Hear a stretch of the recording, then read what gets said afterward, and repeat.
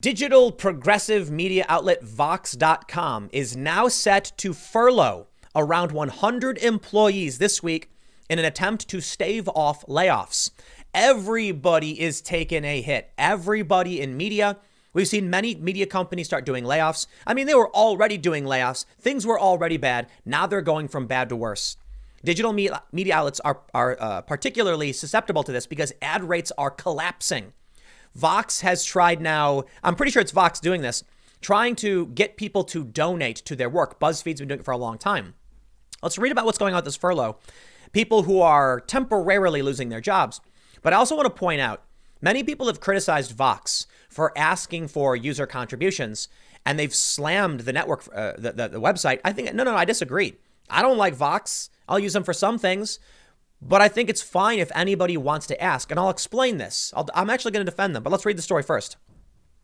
CNBC reports, Vox Media, the digital media company that owns SB Nation, New York Media, The Verge, and other brands, is preparing to announce a furlough of about 100 employees later this week, according to people familiar with the matter.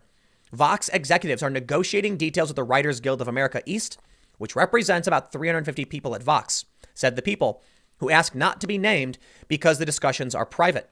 The number of people furloughed could rise or fall depending on those negotiations, which are confidential, said the people. Said the people, just say said a source or whatever, our sources.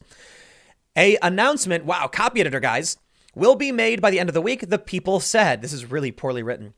Vox is discussing 3-month furloughs for employees and is focusing on employees whose coverage areas have diminished during coronavirus quarantines.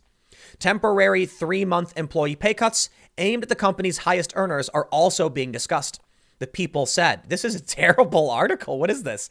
Vox also wants, you got to furlough somebody at CNBC, man. Get a copy editor on this. Vox also wants to ensure healthcare is covered for furloughed employees. One of the people said. How many times are you going to say the people said? The people said. Seriously. A Vox spokesperson declined to comment. Vox is trying to avoid layoffs altogether as executives estimate future advertising revenue, which is set to decline significantly this year as the world economy has been ravaged by the coronavirus and subsequent quarantines.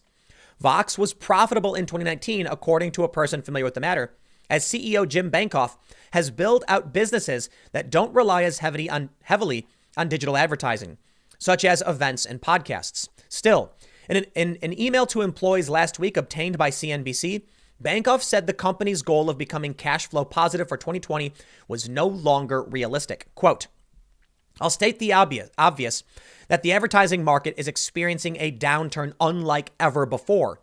While at this point, I can't put an exact number on our own decline. I know that, just like nearly all other companies and publishers, we have already seen a significant impact in March, and our business will continue to be deeply affected this quarter, next quarter, and likely for the remainder of 2020. It's important to emphasize that we expect our ad business to rebound eventually, but since the timing cannot be predicted, we need to plan with extra caution. While the Writers Guild Association East covers only about 350 of the company's 1,200 employees, Vox doesn't want to make one agreement for those workers and another for its other employees, said one of the people. Vox agreed to acquire New York Media, which owns New York Magazine, last year. New York Media employees are unionized through News Guild, which hasn't yet agreed to a contract with Vox since the acquisition completion. Vox is also asking for reader contributions during quarantines, noting that while donations don't qualify as charitable deductions, they will enable Vox to continue bringing you essential information for free at the pace and scale the coronavirus crisis demands. Let me stop you right there and break down that for free. You're asking them to give money to you. It's not for free. They're paying for it. Okay. Let's make that clear. But we'll finish this article, and then I want to explain to you why I actually support their decision to do this.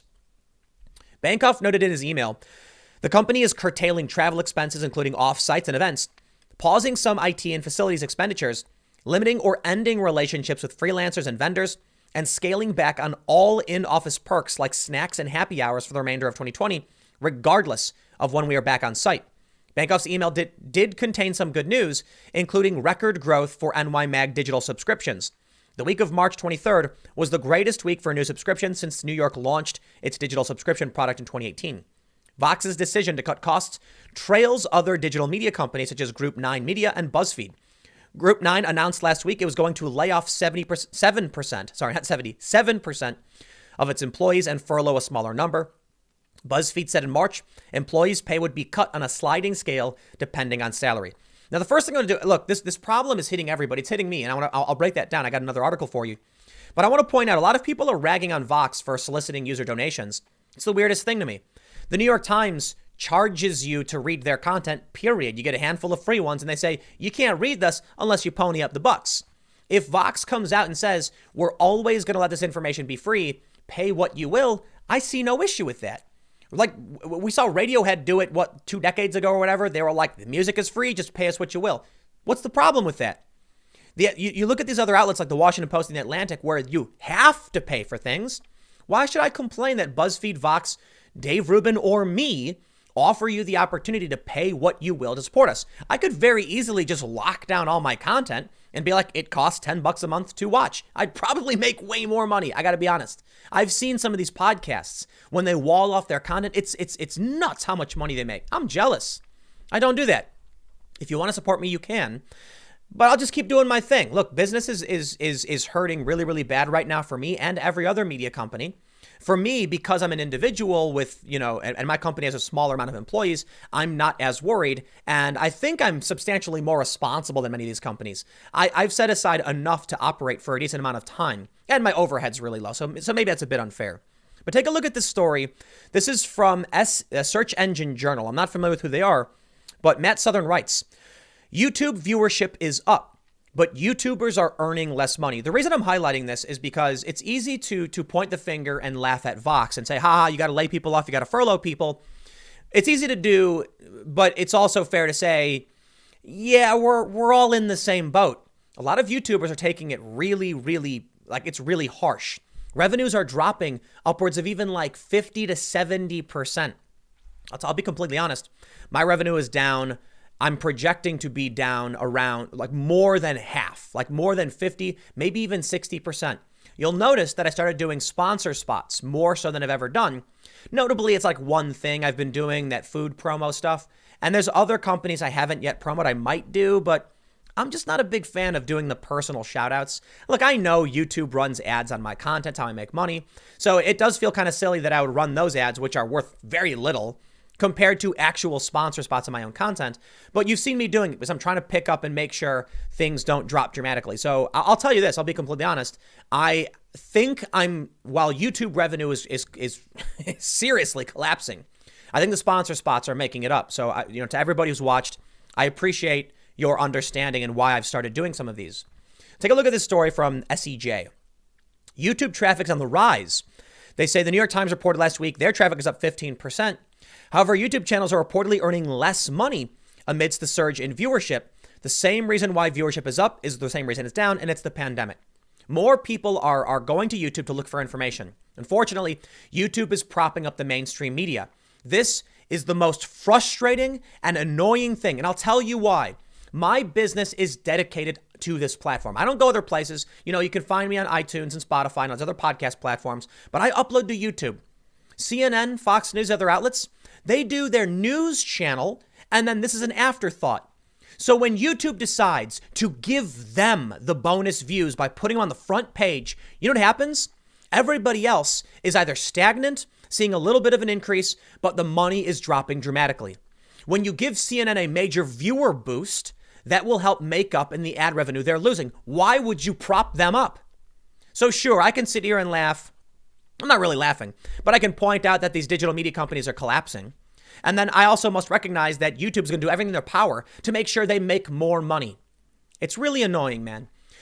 YouTube says I can't talk about certain things that even the Washington Post is talking about. Why? Because the people who work at YouTube are 2 weeks behind the news cycle, but they keep bending over backwards to these media companies who don't like them. So let me just break it down for you.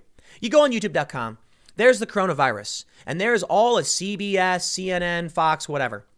They put them front and center to guarantee the views, displacing what you would normally see, content like mine or others. So some people have seen their viewership go down. Combine a decrease in viewership with a decrease in revenue, and YouTube is actively destroying their own homegrown content creators. And not just that. even VC-funded companies that are being displaced by this. YouTube doesn't understand what they're doing, or they just don't care. I don't see why CNN should get propped up when they're the Blockbuster Video of media production. You know, I'm sure Blockbuster would have loved to have survived. They could have bought Netflix at some point. They didn't do it. But could you imagine if, right before Blockbuster collapsed, all the cities came in and shut Netflix down and then propped up Blockbuster Video? You'd be like, why? I don't want them. I want the streaming service. That's what YouTube is doing. So look, everyone's going to get hit by this. If things don't clear up soon, it'll get bad for everybody. I don't think I'm first in line because, again, my overhead is relatively low compared to Vox. But I'll tell you what, the hit is serious. It's definitely damaging. I think we'll be okay for now. If not, we'll see how things play out. I'll leave that there. I got one more segment coming up for you in a few minutes, and I will see you all shortly.